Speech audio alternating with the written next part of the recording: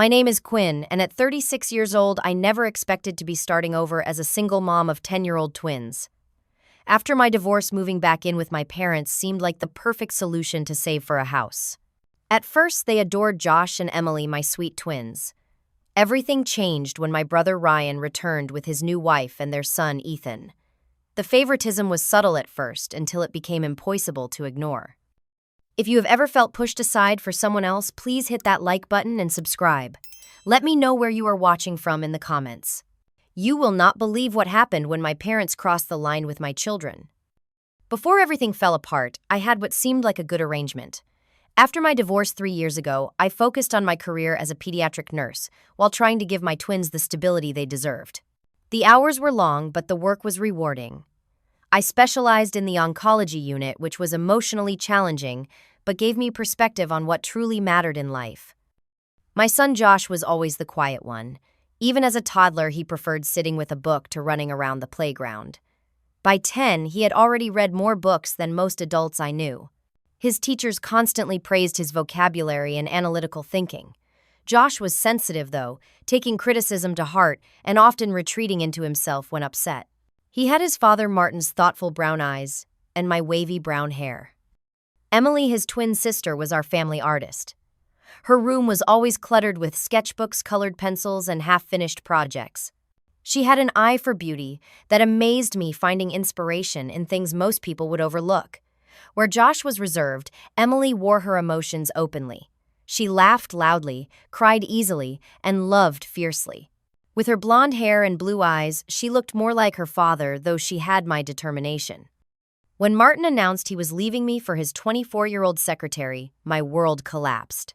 The twins were only 7 then, too young to fully understand why Daddy was moving out, but old enough to feel the pain of his absence. He promised weekend visits and holiday time, but as his new relationship progressed, his commitments to the kids became increasingly sporadic. I tried maintaining our apartment alone for almost a year, but the financial strain became too much. Childcare costs while I worked 12-hour shifts, rent increases, and the general expense of raising 2 growing children on a single income left me drowning in credit card debt. That was when my parents offered their solution. "Move back home, Quinn," my mother suggested during one of her weekly visits. "The kids could have their own rooms in our house, and your father and I could help with childcare. You could save for your own place without this financial pressure." Their sprawling 4-bedroom house had plenty of space. It was the same house I had grown up in, filled with memories of my own childhood. The large backyard with its ancient oak tree would be perfect for the twins. The good school district was another bonus. After weighing my options, I accepted their offer, agreeing to pay a reduced rent that allowed me to start building my savings. Moving back to my childhood home felt strange at first. The twins were excited, though, especially when my parents let them choose their rooms. Josh picked the blue room that had once belonged to my brother Ryan, with its built-in bookshelves and window seat, perfect for reading. Emily chose the sunny yellow room across the hall that had been mine, immediately planning where to set up her art supplies. My parents seemed genuinely happy to have us there. Mom would have cookies waiting when the kids returned from school. Dad taught Josh how to play chess and would sit patiently looking at each of Emily's new drawings. They attended school functions and helped with homework when I worked late shifts. For the first time since the divorce, I felt like we were on solid ground. Ryan, my younger brother by 3 years, had always been the golden child in our family. Where I was responsible and predictable, Ryan was charismatic and adventurous. His achievements were celebrated more enthusiastically, his mistakes forgiven more easily. I had accepted this dynamic long ago, but it still stung sometimes to recall how differently we were treated. After college, Ryan had moved across the country for a job in marketing. He rarely visited, calling on holidays and occasionally sending gifts for our parents. They spoke of him constantly, though, keeping his room intact even years after he left. "Ryan is doing so well," they would say. "Did you see the photos of his vacation? His company really values him." I had largely made peace with our family dynamics until Ryan started calling more frequently about 6 months after we moved in. He had big news: he had gotten married to a woman named Rebecca, and they had a 5-year-old son named Ethan. Even more surprising, he was considering moving back to our hometown. "Ethan needs to grow up near his grandparents," he explained during one of our rare phone conversations. Rebecca and I want him to have that family connection." My parents were ecstatic at the news. They began talking about their grandson constantly, though they had 2 grandchildren already living under their roof. I tried not to let it bother me, reminding myself that this was just how they had always been with Ryan. I hoped that once the novelty wore off, things would balance out. Ryan says they might visit next month. Mom mentioned casually one evening as we cleaned up after dinner. "We should prepare the guest room, and maybe get some special toys for little Ethan. Your father and I have never met our grandson after all." I nodded, pushing down the urge to remind her that Josh and Emily were her grandchildren too and had been living with her for months. Instead, I focused on maintaining harmony. That would be nice. The twins will be excited to meet their cousin. Little did I know that this visit would be the beginning of the end of our peaceful arrangement. I had no idea how quickly everything would change or how painful the coming months would be for my children. The anticipation in my parents' house was palpable the week before Ryan's visit.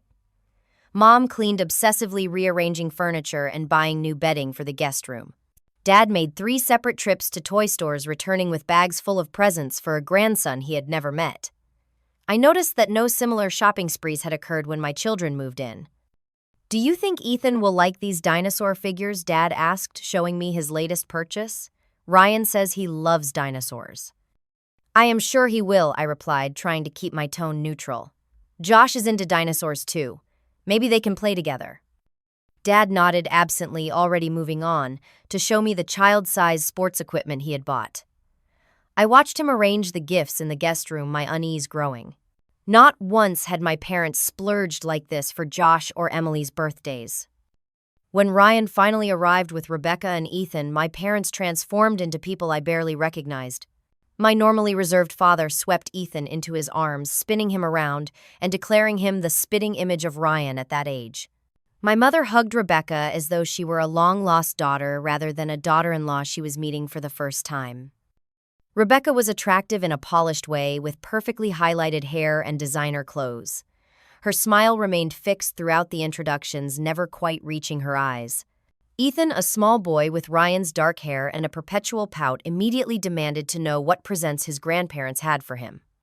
Josh and Emily stood awkwardly to the side, waiting to meet their uncle and new cousin.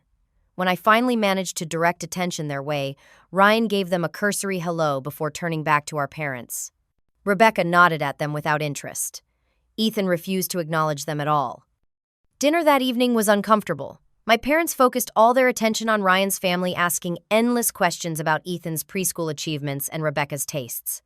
The twins tried several times to join the conversation, only to be talked over or given brief acknowledgments before the adults returned to doting on Ethan. "Grandpa, I got an A on my science project," Josh mentioned during a rare lull. "That is nice," my father replied, barely looking his way. "Hey, Ethan, tell Grandpa again about your soccer game." I watched Josh's face fall, Emily reaching under the table to squeeze his hand. The subtle message was clear: their accomplishments were ordinary, while Ethan's every move was extraordinary. After dinner, Ethan was allowed to open his mountain of gifts. He tore through the wrapping paper, barely looking at each item before moving to the next. When he showed no interest in the expensive building set, my father had carefully selected, Dad quickly offered to buy something different. "Josh could use that set if Ethan does not want it," I suggested. "He loves building things." My mother jumped in quickly. "Oh, but it is Ethan's special gift. We will just put it away for when he wants it." Throughout the 4-day visit, similar incidents occurred repeatedly. When Emily offered to show Ethan how to draw dinosaurs, my mother interrupted, saying he probably wanted to play with his grandfather instead. When Josh invited his cousin to see his book collection, my father suggested that Ethan might find that boring. Meanwhile, Ethan's behavior grew increasingly problematic. He refused to share toys, threw tantrums when he did not get his way, and even deliberately stepped on one of Emily's drawings. Instead of correction, he received excuses from the adults. "He is just tired from traveling," Ryan would say. "He is so young still," my mother would add.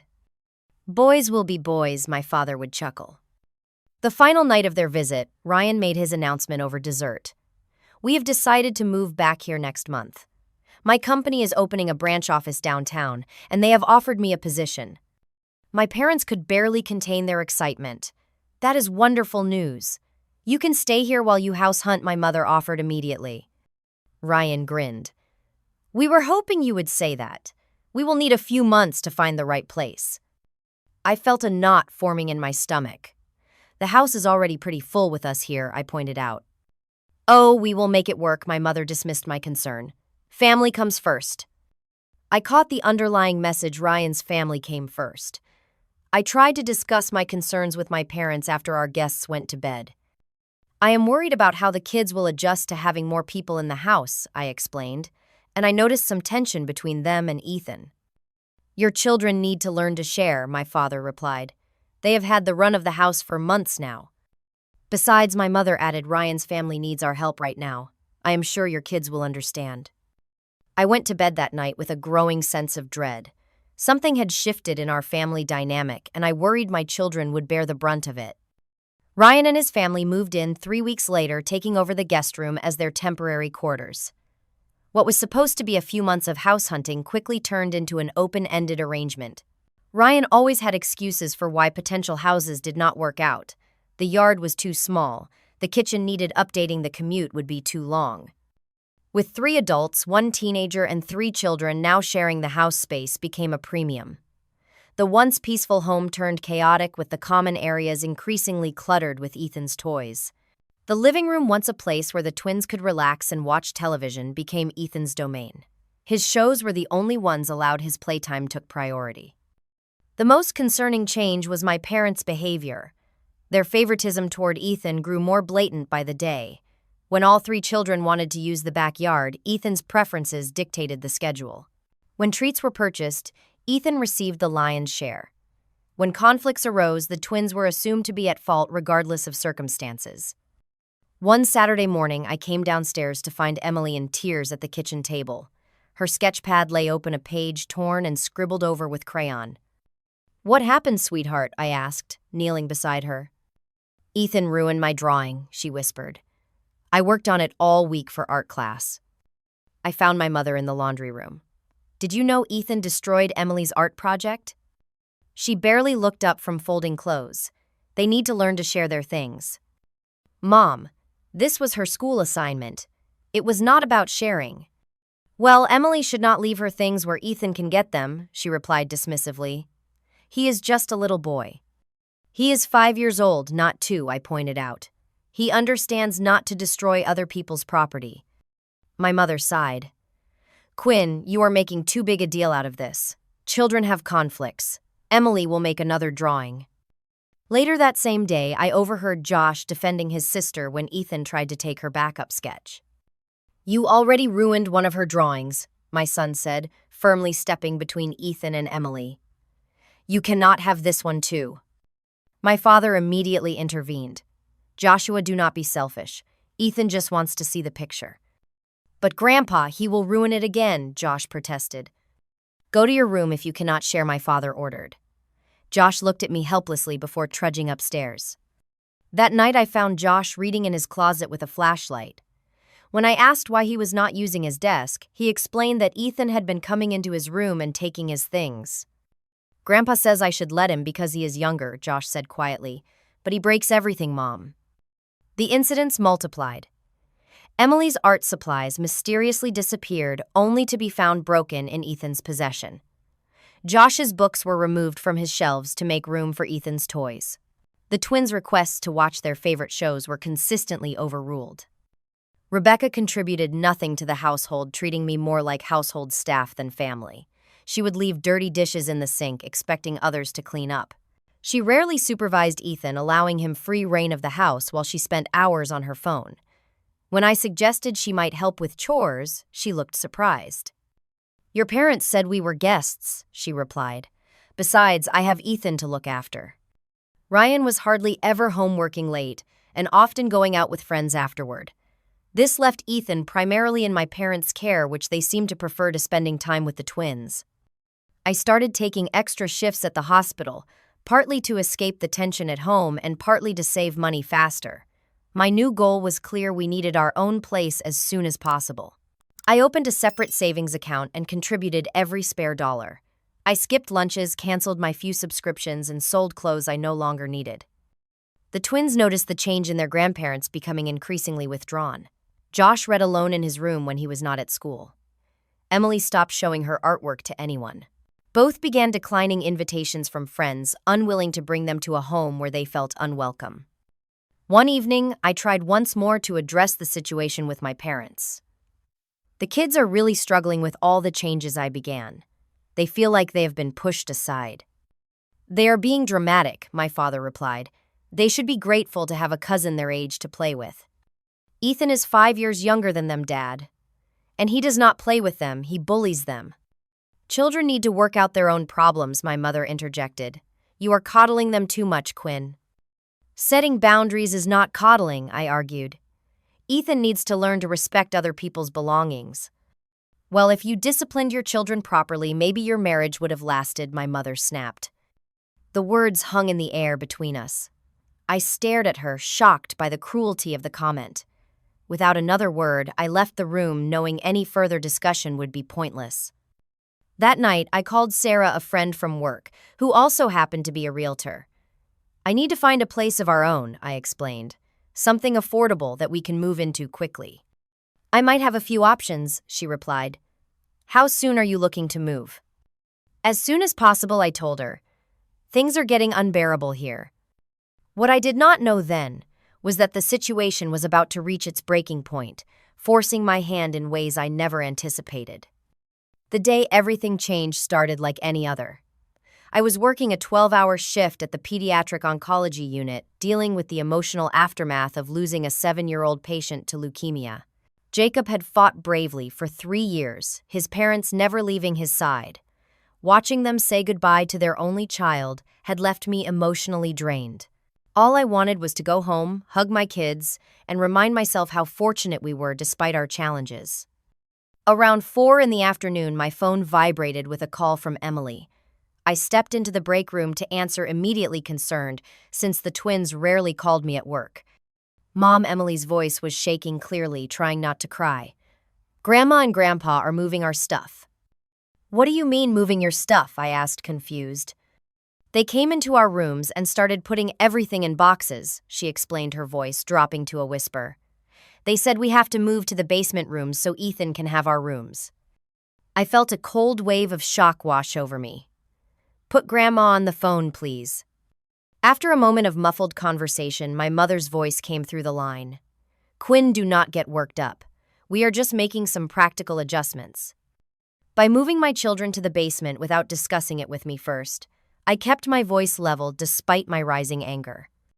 Ethan needs more space for his toys and activities, she explained, as if it were perfectly reasonable. The basement rooms are perfectly adequate.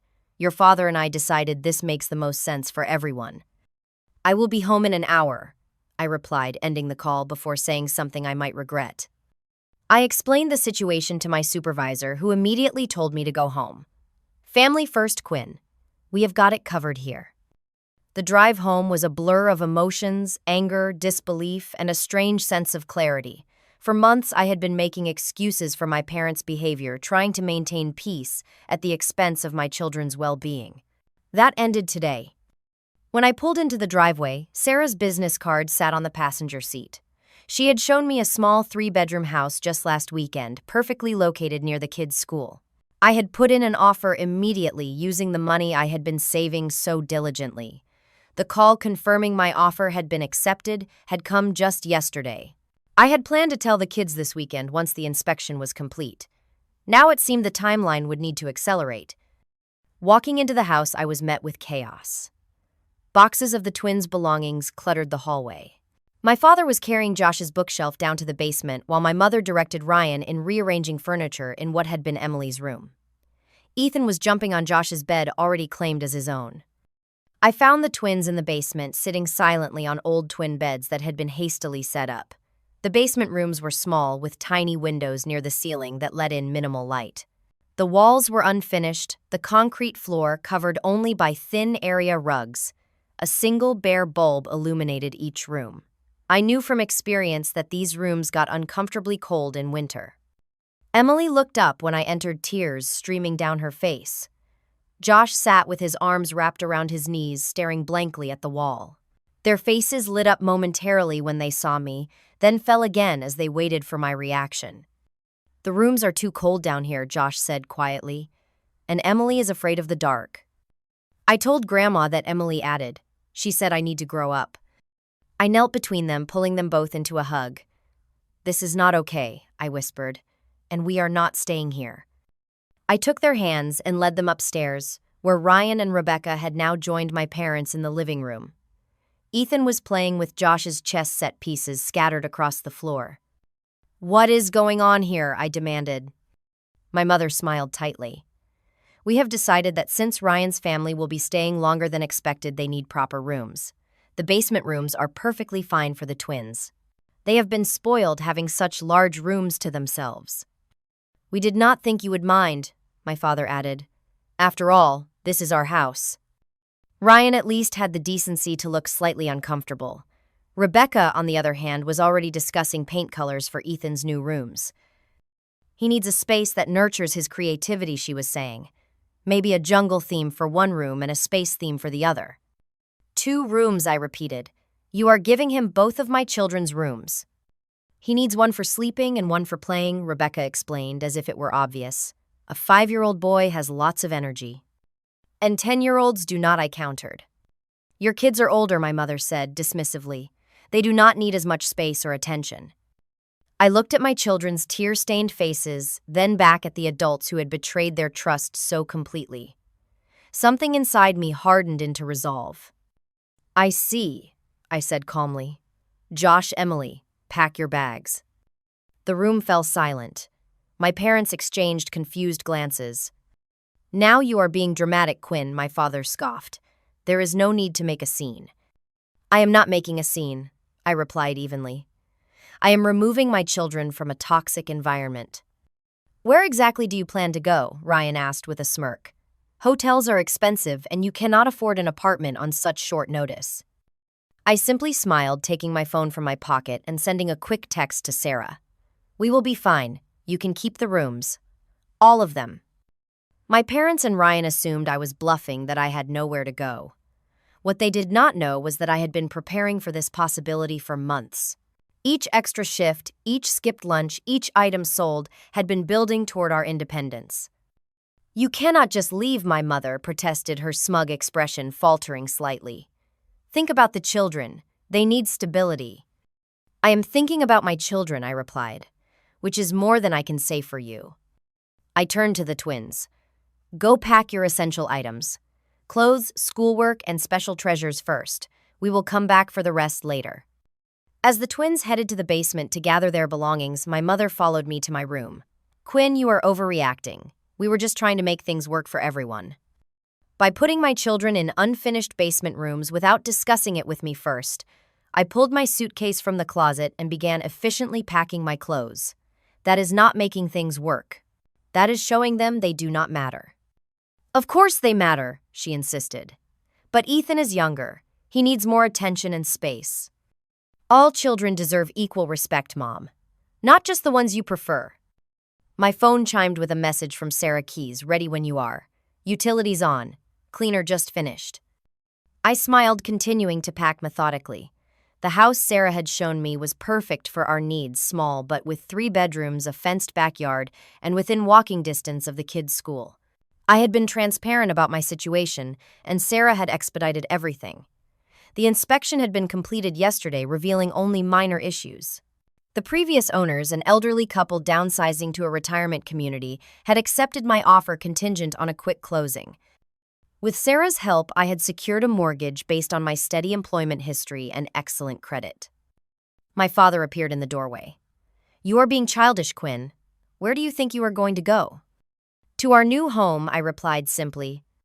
His confident expression faltered. "What new home?" "The one I have been saving for since I moved back here. The one I closed on yesterday." The shock on his face was almost worth the months of tension. "You bought a house without telling us." "Just like you moved my children to the basement without telling me." I zipped my suitcase closed. "I was going to give you notice, but today's events have accelerated my timeline." Downstairs, I found Ryan and Rebecca in heated discussion. They fell silent when I entered. You cannot really be leaving, Ryan said. You have been paying half the household expenses. And there it was, the real concern. Not our well-being, but the financial impact of our departure. I have fulfilled all my financial obligations through the end of the month, I informed them. After that, you will need to make other arrangements. Rebecca looked alarmed. But your parents said we could stay until we found the perfect house. And you can, I assured her. That arrangement has nothing to do with me and my children anymore. The twins returned with their backpacks and small suitcases. Emily clutched her favorite sketchbook and the stuffed rabbit she had since infancy. Josh carried his chess set and a box of books. Is that everything important? I asked them. They nodded, looking nervous but determined. We can come back for the furniture and other items this weekend, I told them. Right now, let us get settled in our new place. My parents had moved from shock to desperate backpedaling. Quinn, let us talk about this, my father urged. Maybe we were hasty. The twins can have their rooms back. Too late, I replied. You have made your priorities clear. I am just acting accordingly. What about family loyalty? My mother demanded. After everything we have done for you? Loyalty goes both ways, Mom. So does respect.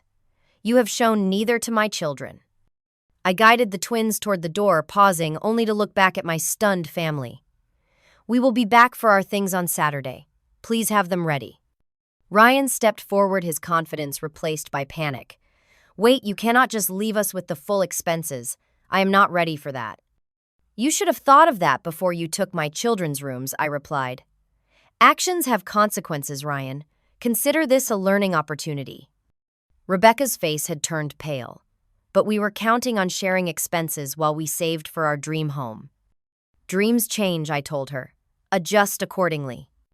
As we walked to my car, the twins looked back at the house they had called home for nearly a year. I wondered if they would miss it if I was doing the right thing. Are we really going to our own house? Mom, Emily asked. Yes, sweetheart. It is not very big, but it is all ours. Josh looked up at me, a small smile forming. No more Ethan breaking our stuff. No more Ethan breaking your stuff, I confirmed.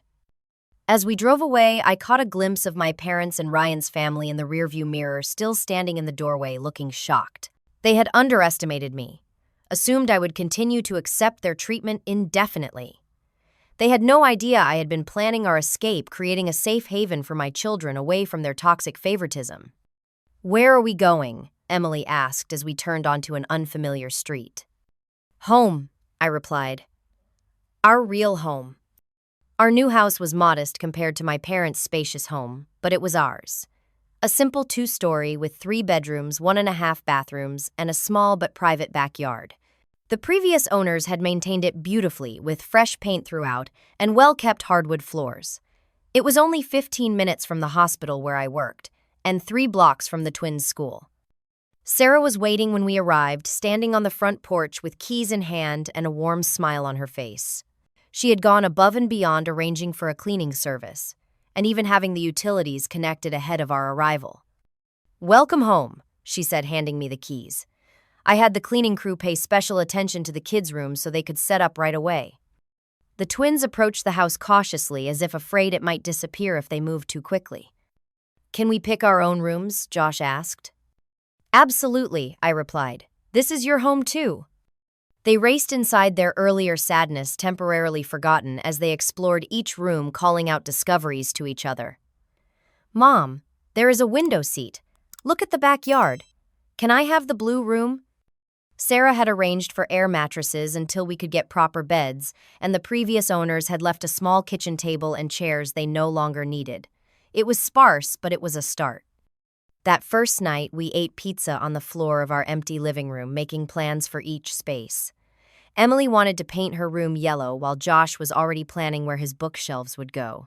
Despite the circumstances that brought us here, there was a lightness between us that had been missing for months. After the twins went to bed on their air mattresses, I sat alone in the kitchen, the events of the day finally catching up with me. I had acted decisively, but now doubts crept in.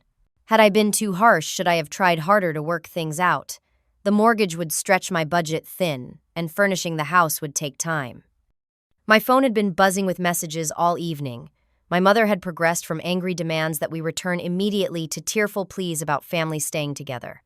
My father's messages were shorter, focused on the impracticality of my decision. Ryan had sent several texts about the financial burden I had placed on them. I responded to none of them. The next morning, I took a personal day from work to help the twins get settled. We made a trip to a discount furniture store where I purchased the bare essentials beds for everyone, a couch for the living room, and desks for the kids' schoolwork. It was more than I had planned to spend at once, but the twins needed stability now, not later. When the delivery truck arrived that afternoon, our neighbors introduced themselves. The Johnsons from next door brought over a homemade casserole, while Mrs. Peterson across the street arrived with a basket of household essentials. Word had spread quickly that a single mother and twins had moved in, and the neighborhood responded with unexpected kindness. "Let us know if you need anything," Mrs. Johnson said. "Our kids are grown now, but we have some furniture in the garage you are welcome to if it helps." By the end of the first week, we had established new routines. The twins walked to school together. I adjusted my work schedule to be home when they returned, and we ate dinner together every evening, talking about our days and planning improvements for the house. The silence from my parents broke the following Tuesday, when they showed up unannounced at our front door. They had brought gifts for the twins, expensive electronic tablets they had never considered purchasing while we lived with them. "We thought the kids might like these," my mother said, attempting to step inside without invitation. I blocked the doorway. "Thank you, but we are still getting settled. This is not a good time." "Quinn, this has gone on long enough," my father said sternly. "You have made your point. Now it is time to be reasonable." "I am being reasonable," I replied. "I am providing my children with a stable, respectful home environment." By cutting them off from their grandparents, my mother challenged. "I have not cut anyone off. I have established boundaries. There is a difference." "What boundaries?" my father scoffed. "For starters, acknowledging that what you did was wrong. Moving children to unfinished basement rooms without consulting their mother shows profound disrespect both to me and to them." Neither of them responded directly to this. Instead, my mother tried another approach. "The children must miss their rooms, their things." "They miss feeling valued and respected," I corrected her. "We will be by on Saturday as planned to collect the rest of our belongings." Ryan and Rebecca are having some financial difficulties now. My father mentioned his true concern becoming clear. "They were counting on your contribution." "That is not my problem," I told him. "Maybe they should move to the basement if money is tight." I closed the door on their protests, leaning against it and taking deep breaths. Standing up to my parents was still difficult but necessary. This was about protecting my children, not punishing my parents. Saturday arrived, and with it came the task of retrieving our remaining belongings. I had arranged for several colleagues to help with the move, not wanting to spend more time at my parents' house than necessary. When we arrived, we found most of our things haphazardly packed in boxes, some items damaged in the process. Emily's art desk had a large scratch across the surface. Several of Josh's books had bent pages and torn covers. It was clear little care had been taken with their possessions. My parents hovered awkwardly as we loaded the truck. Ryan was conspicuously absent, though Rebecca watched from the kitchen window, Ethan at her side. "We see you have got help," my father observed as my coworkers carried out furniture. "You could have asked us."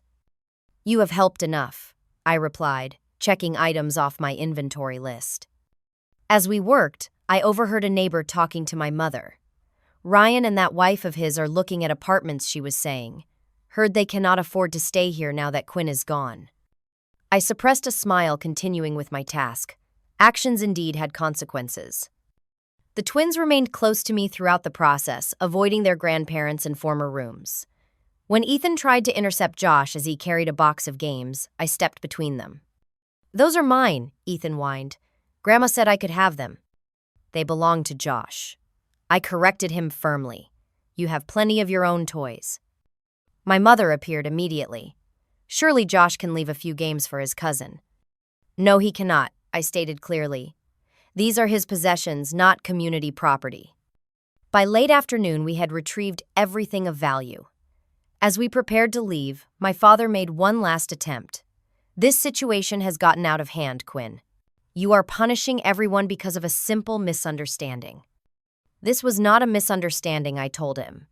It was a clear message about who matters in this family. I have simply received that message and responded accordingly. Back at our new home, we spent the evening arranging furniture and unpacking boxes. The house was taking shape, becoming truly ours with each item placed. The twins seemed lighter, more animated than they had been in months. Even with the financial strain and the emotional fallout, I knew we had made the right decision. 2 weeks later, I heard through the neighborhood grapevine that Ryan and Rebecca had indeed moved out of my parents' house, unable to cover the expenses without my contribution. They had taken an apartment across town, far smaller than the dream home they had been holding out for. My parents' house, once full of activity, now stood quiet with only the two of them rattling around in it. Surprisingly, it was Martin, my ex-husband, who reached out after hearing about our move. He had been inconsistent in his visitation with the twins, but the news of our situation prompted him to call. "I heard what happened with your parents," he said. "That was a brave move, Quinn. Let me know if the kids need anything." For the first time in years, he followed through, appearing for his scheduled weekend visits and even offering to help with household projects. Whether this change would last remained to be seen, but for now, it provided the twins with another supportive adult in their lives. As weeks turned into months, our small house became a true home. Emily painted a mural in her bedroom, her confidence in her artistic abilities returning. Josh joined the school chess club, bringing friends home to play on weekends. I found myself sleeping better, the constant tension of our previous living situation finally lifted from my shoulders. We were building something new here, a family unit based on mutual respect and unconditional love. It was smaller than the traditional family structure I had grown up with, but in many ways it was stronger. 6 months after moving into our house, we had transformed it into a true home. The twins had settled into their rooms, decorating them to reflect their personalities. Josh's room was lined with bookshelves he had helped build and paint, while Emily's walls showcased her evolving artistic talent. Our small backyard now featured a vegetable garden we tended together, learning through trial and error what would grow in our climate. My parents had made multiple attempts to reconcile, each following the same pattern. They would arrive with gifts, avoid acknowledging their behavior, then express frustration when I maintained boundaries. I did not prevent them from seeing the twins, but I insisted on supervised visits, usually in neutral locations like parks or restaurants. "You cannot keep punishing us," my mother complained during one such meeting. "We are their grandparents." "This is not punishment," I explained for what felt like the 100th time. "These are the natural consequences of your actions. Trust takes time to rebuild." The turning point came unexpectedly. My father had taken the twins and Ethan, who was visiting his grandparents for the weekend, to a local playground. I sat on a nearby bench, close enough to supervise but giving them space to interact. I watched as Ethan shoved a smaller child off the slide, then denied it when the child's mother confronted him. My father, about to automatically defend Ethan as he always had, suddenly stopped. I saw something shift in his expression as he looked between Ethan and the crying child. Instead of making excuses, he knelt beside Ethan.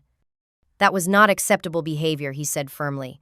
"You need to apologize to that little boy." Ethan, unused to being held accountable, threw a tantrum. My father remained calm but firm, eventually securing an apology from his grandson. Later, as we walked back to our respective cars, he fell into step beside me. "I saw it today," he said quietly. "The pattern." "What pattern?" I asked. "The favoritism, the excuses, the same things we did with Ryan growing up." He looked genuinely troubled.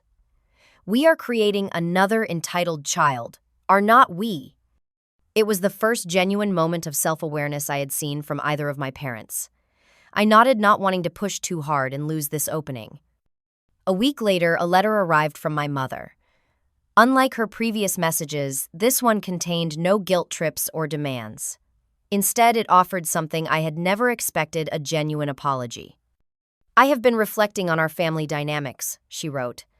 "I realize now that we have perpetuated patterns of favoritism across generations, hurting you and now your children in the process. There is no excuse for how we treated Josh and Emily, or for how we undermined your authority as their mother. I am truly sorry for the pain we caused." She went on to acknowledge specific incidents, taking responsibility without justification. She ended by asking not for immediate forgiveness, but for the opportunity to earn back our trust over time. I shared parts of the letter with the twins, asking how they felt about spending more time with their grandparents. Their reactions were cautiously positive. "Will Ethan be there?" Josh asked. Sometimes I acknowledged, but Grandpa and Grandma are learning to set better boundaries with him too. Our first visit to my parents' house since moving out was tentative. They had prepared the twins' favorite foods and set up board games, making a visible effort to focus on their interests. My father showed Josh the new chess set he had purchased, asking for lessons since Josh had become quite skilled through his chess club. My mother sat with Emily, asking thoughtful questions about her latest art projects. It was not perfect. Old habits occasionally surfaced, requiring gentle corrections, but there was a genuine effort being made, and over time a new relationship began to form, one based on mutual respect rather than obligation. Meanwhile, Ryan and Rebecca's marriage had hit rocky waters. The financial strain of maintaining their lifestyle without my contribution had created tension between them. Ryan had been forced to take on additional work, while Rebecca resented the downsizing of their living situation. According to my parents, their arguments had become frequent and bitter. "They are talking about moving to Rebecca's hometown," my mother mentioned during one of our now regular Sunday dinners. Her parents might help them financially. A month later, they did exactly that, relocating across the country. Ethan would now be raised primarily around his maternal grandparents, visiting my parents only during summer vacations and some holidays. I felt a twinge of sadness for my brother, whose life choices seemed to be catching up with him. But I also recognized it as part of a necessary rebalancing in our family system. Martin, my ex-husband, had maintained his renewed interest in the twins' lives, becoming more reliable with visitation and even attending school functions. During one of his weekends with the kids, he stopped by to drop off a science kit Josh had left at his apartment. "You have done an amazing job with them, Quinn," he said, standing awkwardly on my porch. "This house, the stability you have created, standing up to your parents the way you did. It takes courage." "They are worth it," I replied simply. "I know I have not always been the father they deserve," he continued, "but I am trying to do better now." "That is all any of us can do," I told him. "Learn and do better." 1 year after our move, my parents asked if they could host the twins' 11th birthday party at their house. I agreed, with clear parameters about keeping it child-focused and equal treatment for both children.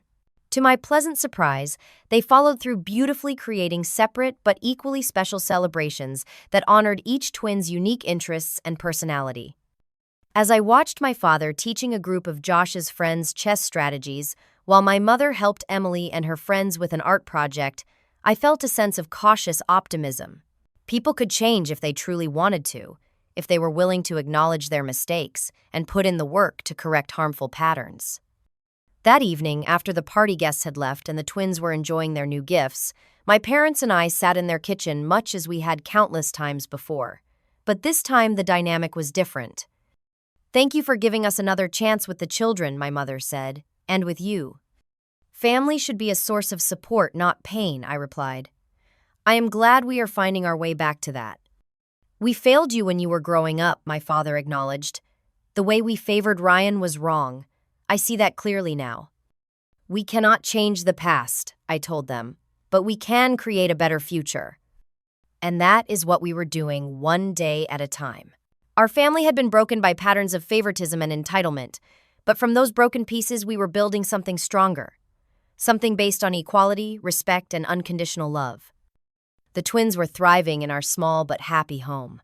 I was advancing in my career recently, accepting a promotion to nurse manager that came with better hours and increased pay. And my parents were learning slowly but surely how to be the grandparents my children deserved. Life is rarely perfect. Relationships require constant work and vigilance against falling into old patterns.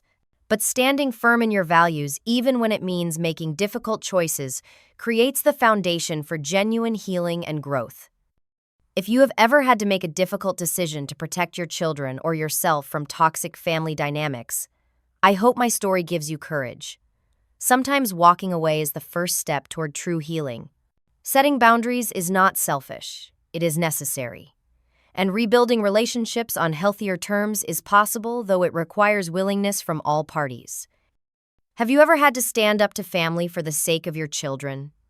Let me know in the comments below. If this story resonated with you, please hit the like button and subscribe for more real-life experiences. Share this with someone who might need to hear that it is okay to choose peace over toxic relationships, even when those relationships are with family. Thank you for listening to my journey, and remember you deserve to be valued, respected, and loved unconditionally.